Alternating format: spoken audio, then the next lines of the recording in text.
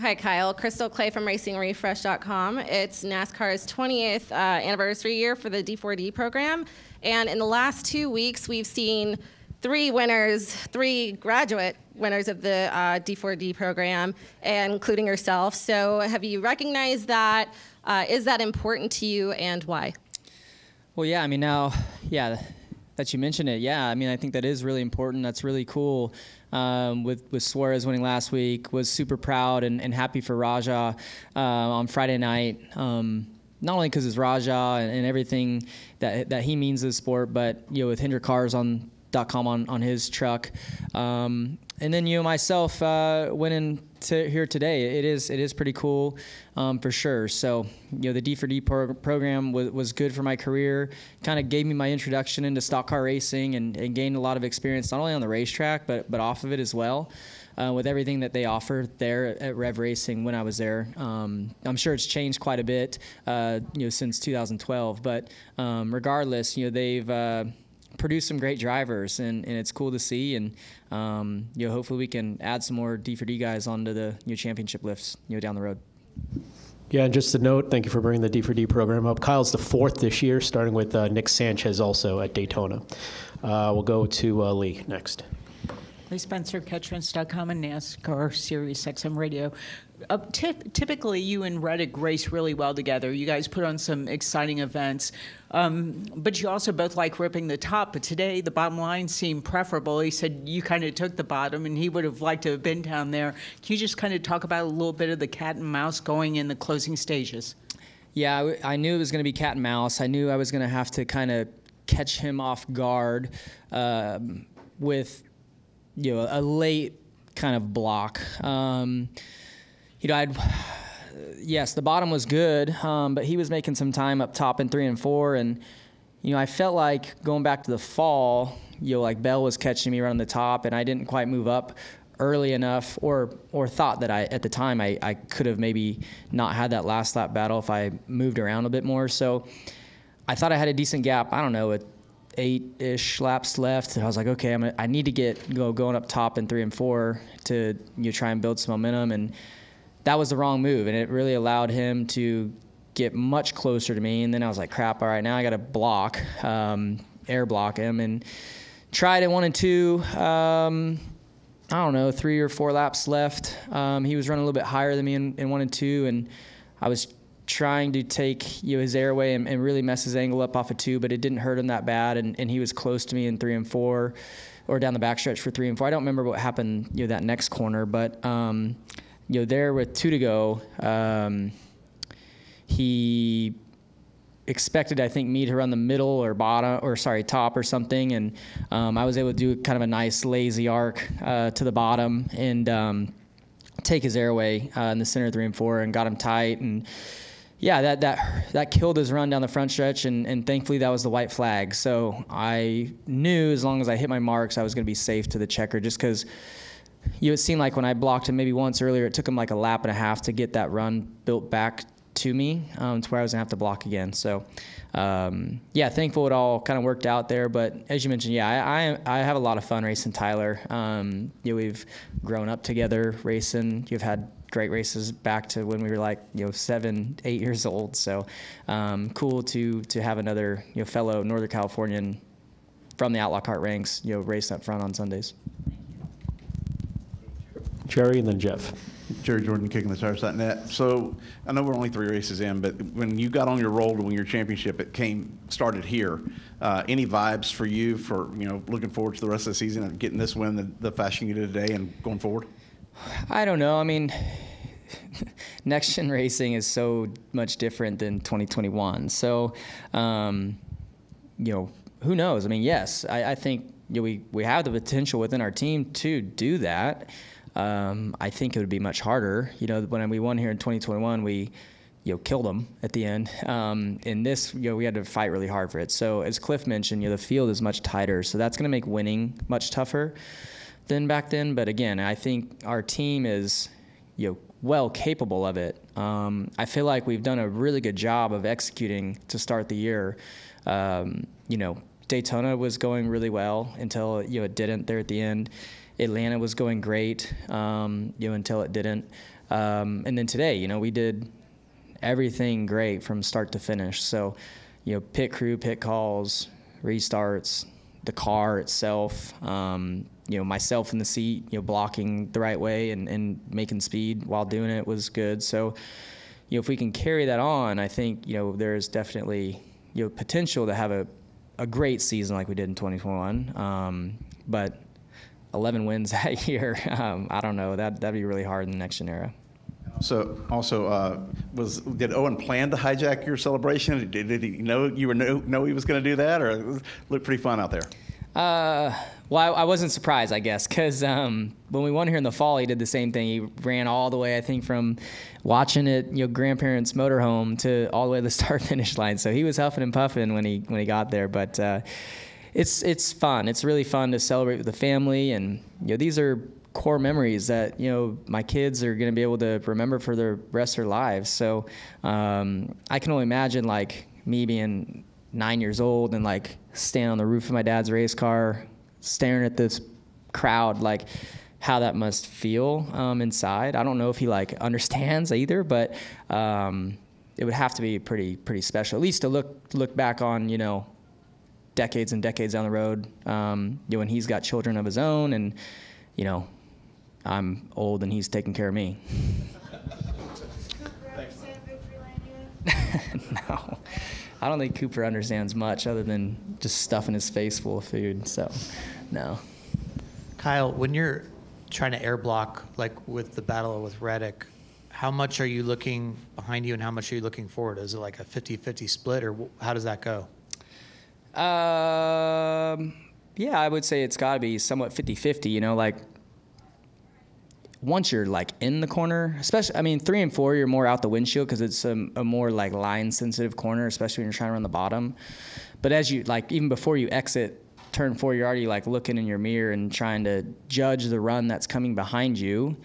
And then as you turn off into 1, you kind of have, like, at least for me, I don't know about other people, but kind of like you're looking where you're going, but the way the mirror is, you can kind of like out of your peripheral see, you know, his angle. And then, like, once I get loaded, then I can, you know, look again and add wheel if I need to block, or release wheel, you know, to let it wash up or whatever. So, and then, yeah, same thing down the backstretch. So yeah, no, it's fun when you do it right. It's tough. I almost, you know, kind of messed up a couple times, but yeah, there's some guys that are really good at mirror driving, and you know, I felt like I did an okay job of it there at the end. Any further questions? Okay, we'll go stay up here to Bob and then go back to the middle there. Bob Hawkers, Fox Sports. Doesn't seem like there was a whole lot of difference from 4 months ago. I'm curious, just is that a relief? Does that give you confidence? Just, you know, I assume there's always questions when you come back to a place that you kind of dominated. Well, you know, the next gen stuff so far, you know, especially for mile and a halves and all that, and I mean, going back to 2022, I don't think the rules have changed at all. So we've been good. We were good back then, and so yeah, I think we've, as every team has, progressively gotten their stuff better. But you know, we had a good base starting spot in 2022. So I assume that we're going to be better and better every time we come back to these places. So, you know, when we won here in the fall, you come back here again in the spring, you know you're going to have a shot. At least you hope.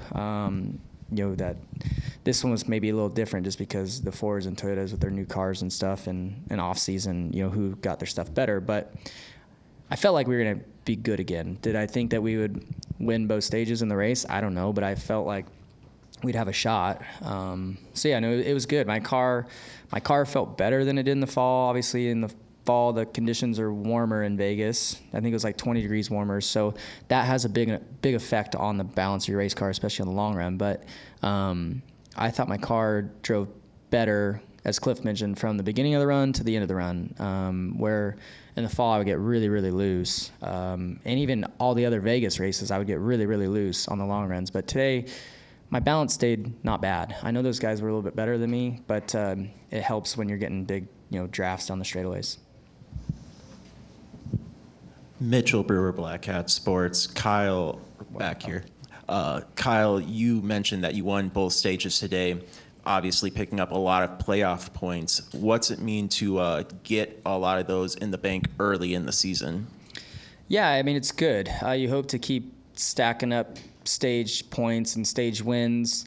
I look at like last year, yes, we made it to the Final Four, but, I didn't do a great job in the regular season. I crashed a lot. We didn't finish as high up as the speed in our car in the regular season. So, there's a lot of bonus points on the table for the end of the regular season. So, it's kind of a priority of mine this year is to try and do a better job in the regular season to make life a little bit easier once you get to the playoffs. So, having days like today, early in the year, definitely helps things. But you still have to carry it on throughout, the next 20, whatever it is, 2-3 races before the playoffs start. And then, once you get in the playoffs, there's still a lot more points out there. So just try to be more consistent than I was last year. And like I said, finish all the laps, and hopefully the points will kind of take care of themselves. We'll stay up in the middle and then come up to Jenna.